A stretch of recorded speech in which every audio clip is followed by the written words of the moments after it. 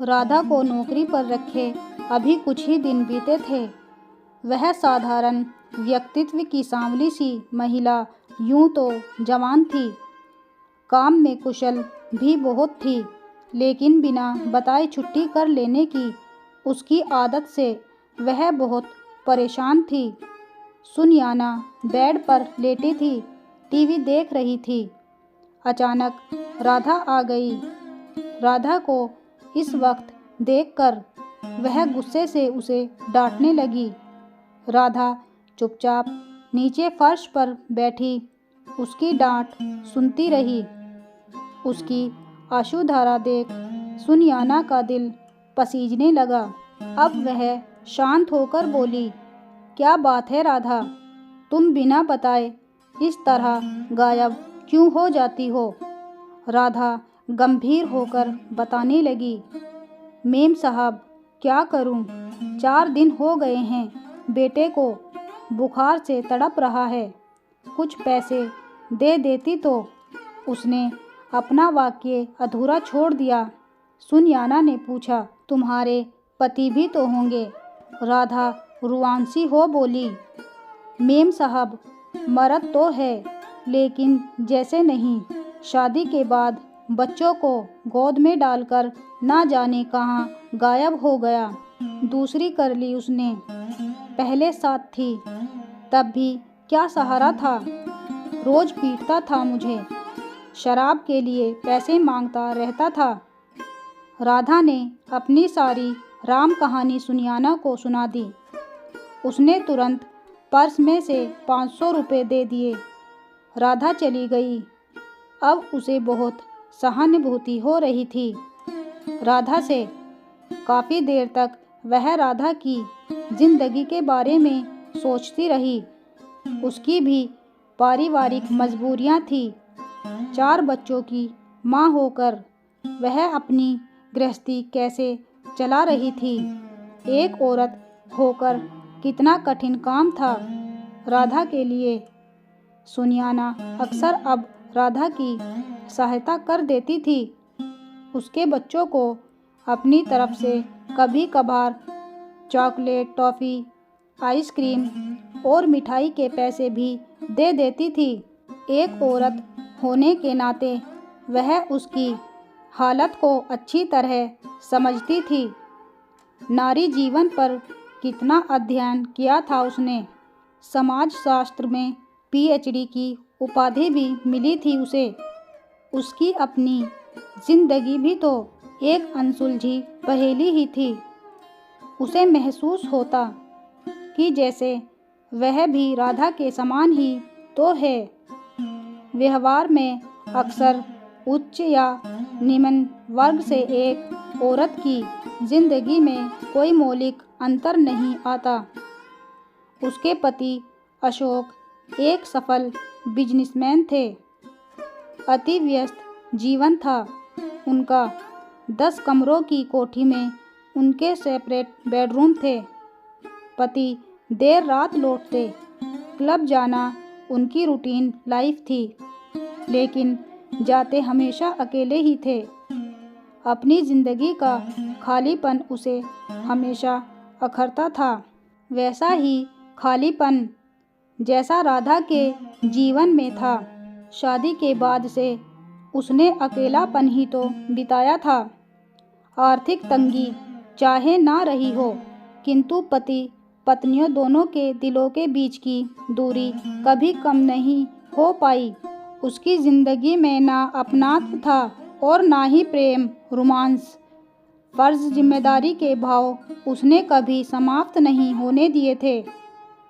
वह जब भी एक सामान्य महिला की तरह सोचती तो उसे लगता कि शायद वह दुनिया की सबसे गरीब औरत है। अशोक के व्यवहार को वह कभी नहीं समझ पाई। उसके अंतर्मन में उठने वाले विभिन्न सवालों ने उसके सुख चैन को छीन लिया था। उसकी जिंदगी में ऐसे बहुत से सवाल थे जो रह रहकर उसे परेशान करते थे। लाख प्रयत्नों के बाद भी वह उनका कोई जवाब तलाश नहीं पाई थी। वो सारे सवाल जैसे अनुत्तीर्ण ही थे। उसके मन में विचार आता कि अशोक का उपेक्षित व्यवहार क्या उसके लिए अत्याचार नहीं है। उसने कभी भी एक जिम्मेदार पत्नी के विपरीत आचरण नहीं किया था। फिर भी वह इतनी उपेक्षित क्यों? क्या पत्नी भी बाजार में उपलब्ध उपभोक्ता सामान की तरह है कि जब मन भर गया तो उसे उपेक्षित जीवन जीने के लिए छोड़ दिया? यदि ऐसा ही था और अशोक को एकाकी जिंदगी ही पसंद थी तो उसने उसके साथ विवाह ही क्यों किया? माना कि उनमें उसके प्रति प्रेम नहीं है, किंतु वह तो एक औरत है जिसमें इंसानी भावनाएं हैं, जो अपने पति से जायज़ उपेक्षाएं रखती हैं। उसके दिल में बार बार यह ख्याल आता कि क्या अशोक को यह बात समझ में नहीं आती? उनका ऐसा उपेक्षित व्यवहार अनजाने में था या जानबूझकर? उसका तिरस्कार करके वह अपने पुरुषत्व के आह को तुष्ट कर लेना चाहता था। ऐसे कठोर व्यक्तित्व को क्या संज्ञा दी जाए? क्या उनमें मानवीय भावनाएं थी ही नहीं, या उन्हें कभी सुनयाना की ज़रूरत ही महसूस नहीं होती थी? इन प्रश्नों ने उसकी ज़िंदगी को इतनी ठेस पहुंचाई थी कि वह टूट कर रह गई थी। उसकी ज़िंदगी इतनी सवालों की गिरफ्त में फंसकर बेजान हो चुकी थी।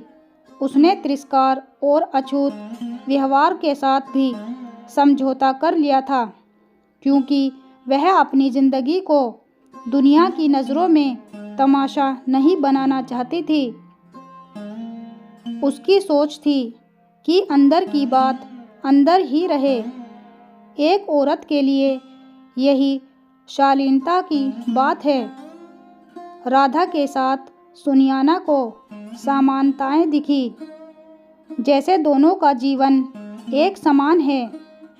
सुनयाना अशोक के व्यक्तित्व को कभी नहीं समझ पाई थी। पैसा ही तो सब कुछ नहीं होता, पैसों से अलग भी जिंदगी होती है।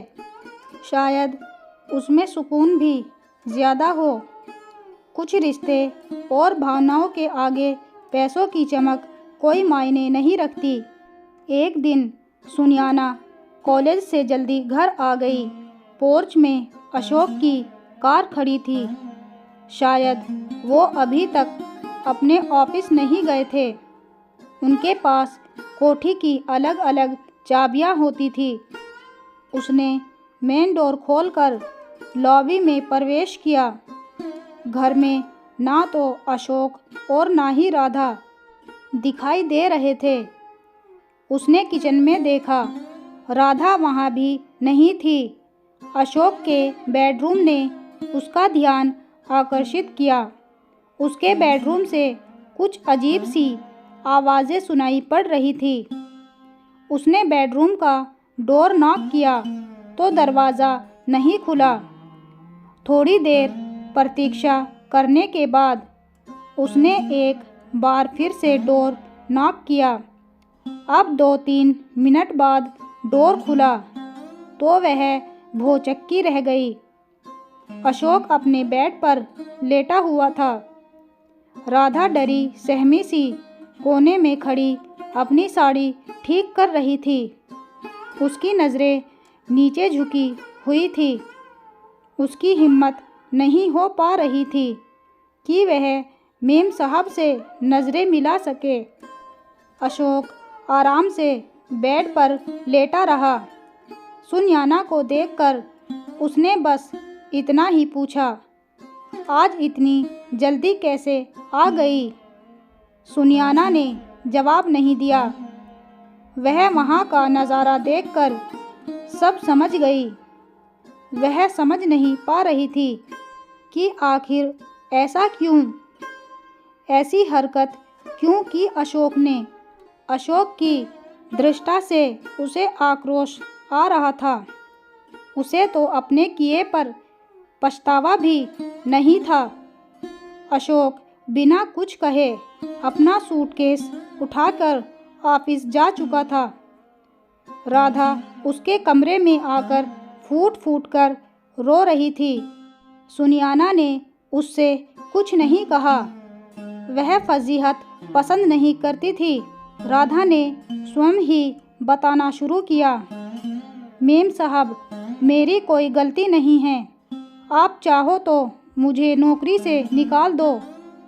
मैंने तो हमेशा साहब से दूर रहने की कोशिश की है। मेरी बदकिस्मती थी कि आज मैं जब यहाँ आई तो साहब की कार कोठी से निकल रही थी। मैं किचन में जाकर अपने काम में लगी ही थी कि वो वापस आ गए और मैं क्या करती।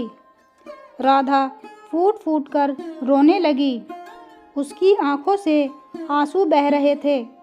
सुनियाना उसकी लाचारी और बेबसी को समझ रही थी। गलती राधा की नहीं, उसके पति की ही थी। उसने समझा बुझाकर राधा को विदा किया, लेकिन वह इस सदमे से उभर नहीं पा रही थी। सुनियाना को बार बार ख्याल आ रहा था कि आखिर ऐसा कैसे हो सकता है। अशोक को राधा में ऐसा क्या लगा जो उसमें नहीं था। यदि अशोक को यह सब अच्छा लगता है तो फिर वह उपेक्षित क्यों। सौंदर्य में तो सुनियाना की तुलना में राधा कहीं नहीं टिकती थी। राधा साधारण सी महिला थी, फिर भी उसमें इतना आकर्षण कि वह सोच सोचकर परेशान हो रही थी। उसे लग रहा था कि उसमें और राधा में कोई बेसिक फर्क नहीं है। दोनों औरत ही तो हैं। मजबूर और आसान शिकार दोनों एक समान ही तो थी। शिकार बनी औरत, लेकिन आज जो कुछ उसने देखा उस घटना की तो कोई व्याख्या ही नहीं थी। अशोक भी एक आम आदमी से अलग नहीं था। अब उसका दिल बुरी तरह टूट चुका था। जिंदगी के यथार्थ ने जैसे उसकी जिंदगी को ही व्यर्थ साबित कर दिया था। अब तक उसने सब कुछ सहन किया था, लेकिन अपनी आंखों के सामने वह ये सब कैसे सहन करती। वह पुरुष सोच के पशुत्व को समझ नहीं पा रही थी। उसे अफसोस हो रहा था कि राधा, जिसके प्रति वह इतनी दया और सहानुभूति रखती थी, अपनी उतरन उसे देकर सोचती थी कि वह उसको संबल दे रही है, लेकिन अब उसे लग रहा था शायद वह तो राधा से भी गरीब और बेबस है। उसे लगने लगा कि जैसे वह स्वयं ही राधा की उतरन है। छी छी, नफरत होने लगी उसे अपने आप से। वह ऐसी अछूत जिसे छूना भी।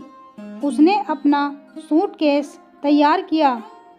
जाने से पहले वह एक बार अशोक से बात कर लेना चाहती थी, ताकि अनसुलझे सवाल जिन्होंने उसकी जिंदगी के सारे रंग छीनकर उसे रंगहीन बना दिया था के जवाब हासिल कर सके।